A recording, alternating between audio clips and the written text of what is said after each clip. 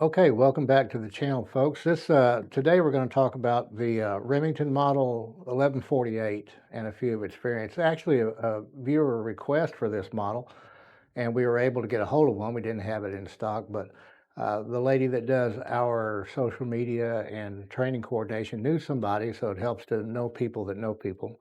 And we were able to get a hold of a variant of the 1148 anyway to do this little video. So if you guys have requests for models that you want us to go over or talk about, please drop them in the comments. We'll try it. We'll try to get a hold of one if we don't have one. As long as it's not super rare, we probably can.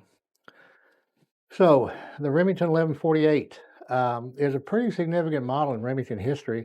It's a post-war gun, and Remington had the Model 11, the Remington autoloading shotgun in line, and after the war, they wanted to reduce the manufacturing cost of the gun and make a more streamlined semi-automatic shotgun.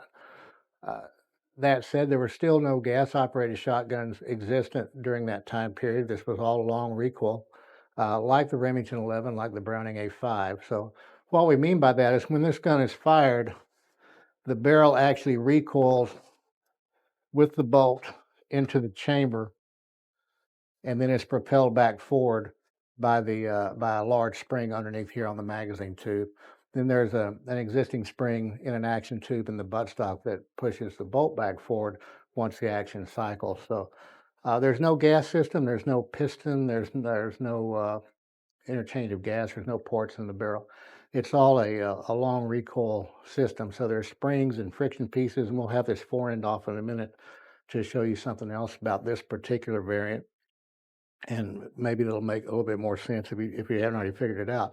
But the significant thing about this is the first model, the Remington 1148, of the kind of the new generation of shotguns that Remington was going to start putting out after World War II, a more streamlined look. And we've talked in previous episodes of Remington stuff about some of the designers in that pre-war era. And this shotgun was designed by the post-war design team led by Ray Crittenden, who is one of the most prolific Remington designers of the post-war era.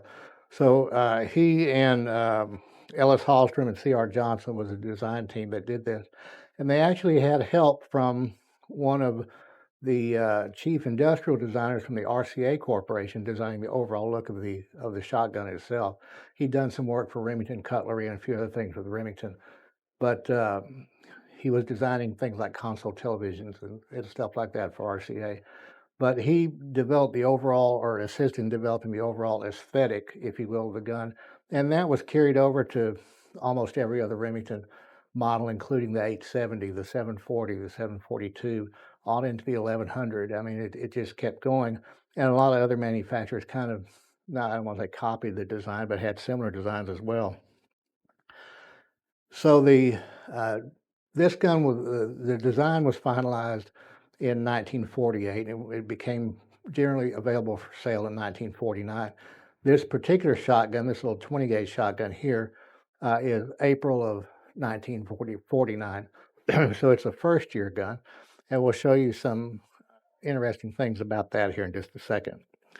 So around 455,000 and change, 455, 600 is the number on Remington's website, was made of this model. The vast majority of those were 12 gauge, followed by 16 gauge. In that time frame, 16 gauge was extremely popular gauge, almost as popular as 12. Went away for a while. Now it's making a resurgence, and you see a lot more new 16 gauges now than you had even 10 years ago. And then the 20 gauge was third most popular, followed by the 410. This gun was chambered in 410, and the least produced was the 28 gauge guns. So the 28 gauge gun and the 410 caliber, it's not really a gauge. The 410 in the 1148 actually have a bit more collector value to them, particularly in the higher grades. The gun was available in 5 grades. Well, it depends on whether you consider it a grade or not. But this is an A grade, or the standard should be an 1148A. Then they had the B grade, which is also called the special grade, then the D grade, which was tournament, and the F grade, which was premier. And the difference there is engraving on the receiver. The F grade even had inlaid gold animals and things, much higher grade wood, much higher grade checkering and carving on the stock. So, of course, cost went up on all that. They were also offered in a riot gun configuration in 12 gauge with a 20-inch cylinder bore barrel. This is a 28 modified one. It's 20 gauge here. And then they made a rifled slug gun, the rifled slug special, which was again a 20-inch barrel with rifle sights, the same sights used in all the 721 rifle. Barrel itself was smooth bore, however. This gun itself is a variant called the Sportsman 48. It's produced during the same time frame as the 1148, which was 1949, all the way up to 1969, when the gun was eventually replaced by the model 1100, which had come out in 1963. So the Sportsman's 48 differed from the 1148 in the fact that the magazine tube is semi-permanently modified to accept only 2 shells. Now, back in around 1935 is when the first federal regulations came out about the amount of shells you could have in your shotgun for migratory birds, waterfowl specifically. But most shotguns, and still to this day, come with a removable plug that sits inside the magazine tube that limits the ability to put more than 2 additional shells in the magazine tube to give you the total of 3. This gun, and we'll pull this forend off real quick. I say we will. There we go. Bear in mind, this is under tension from this recoil spring.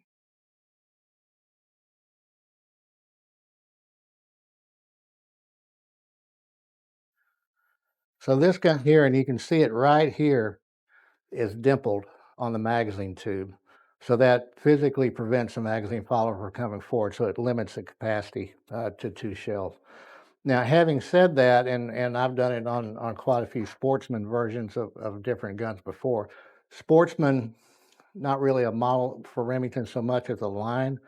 The Remington 11, the older gun, was also available as a Sportsman with the same thing, the same block mag tube. So normally this can be removed. I've always used a mandrel to push through and raise this little dent, and there's one over here as well, to raise those little indentations up to allow, and then it's just a regular 1148 mag tube.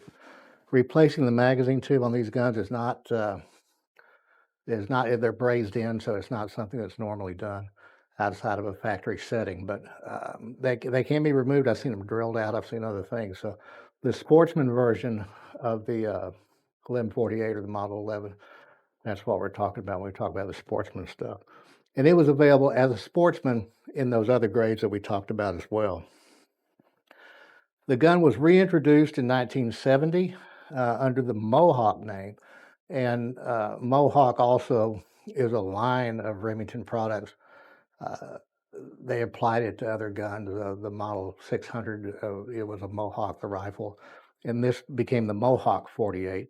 And the Mohawk line of guns were really targeted toward the larger, what would be known today as big box distributors. They typically had, instead of walnut stocks, they were walnut finished birch stocks, hardwood stocks, and they didn't have quite as many features. For example, those were all plain barrel guns like this one. The 1148 could be had solid rib or vent rib guns, particularly in skeet grade type stuff. So how do you evaluate, if you have the opportunity to buy an 1148, how would you evaluate one and what would you look for? What are the problem points with it? Much the same as with the Auto 5. The gun, as we showed you, recoils into the action, so it recoils along this magazine tube. So people over oil the magazine tubes, and this is a friction ring. Actually, here's in here. This is a friction ring that lives here, or it lives down here, wherever you're going to whichever way you have the gun configured. But in order for a friction ring to work, it needs friction. So when people over oil it, it causes that barrel to really recoil rapidly, and we end up seeing a crack here on the magazine tube. That also occurs when people don't have the gun or the magazine tightened down enough or too tight. There's kind of a sweet spot. Finger tight, a little more than finger tight is where you want that to be. So a lot of people either don't or allow it to become loose and the gun cracks, they over tighten it and the gun cracks. So this one's not, so that's good. Uh, this is the aluminum trigger plate. We see that carried over into the 870. We see the trigger pins carried over into the 870. This stamped, uh, instead of forged and machined, the stamped internal pieces, we see that through the 870 and all the Remington shotgun models ever since. So that's another post-war innovation that Remington kind of instituted in order to try to reduce manufacturing cost. So this particular gun, again, April of '49, it's had a few things done to it. We can tell that there's been finish added to the wood, probably some type of true wall or something. The checkering is flattened and filled in here with the oil. This piece normally, or a lot of times, you find it either missing or broken. This pistol grip cap. This pad is probably a '60s add-on. It's a Belknap Bluegrass pad from Belknap Hardware. So the gun was cut at some point, and this was attached, and it's become very hard. So it's not really a great recoil pad anymore, and it's not really done well, very well here. But this gun is really not a super collectible, but it is a great shooting little gun, and there's no reason why it wouldn't work in the dove field.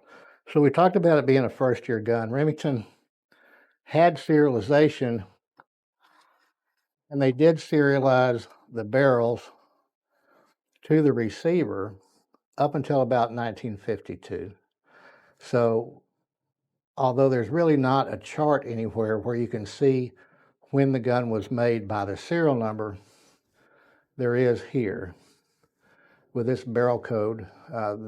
This is a decodable barrel code here. Remington used letter codes for month and year of manufacture. And you can go to the Remington Society of America webpage, and they have that chart there that you could look up. So this particular one decodes to April of '49, which is consistent with how the gun is serialized and how the gun is marked. So obviously on guns that are designed to have interchangeable barrels, that can be a little bit problematic. Is this the correct date code? Is it not the correct date code? If the barrel's been interchanged. But since this matches this, then we believe that April of '49 is correct for this little gun. So the next question is, what can I shoot through it? Well, it's chambered for 2 3/4-inch 20 gauge shells or shorter. They had 2.5-inch 20 gauge shells at one point. So that's why that says that. But with a modified choke, I would be comfortable shooting only moderately sized steel shot through it. Other non-lead shot like bismuth or heavy shot, you could probably get away with whatever 20 gauge rounds you could find through it. But I would stay away from shooting the larger diameter steel shot in it simply because you don't need to. This old gun has seen its share of shotgun shells. Well, that's a tongue twister. But so anyway, the 1148, the first of the modern era Remington shotguns. They would go on to produce a gas-operated shotgun, the Model 58, starting in the mid or the late '50s. Didn't go over too well. It was heavier. It wasn't nearly as reliable as this gun. It became the Model 878, and that went along to about 1963. And then the Model 1100 gas-operated gun came along, and of course that was hugely popular.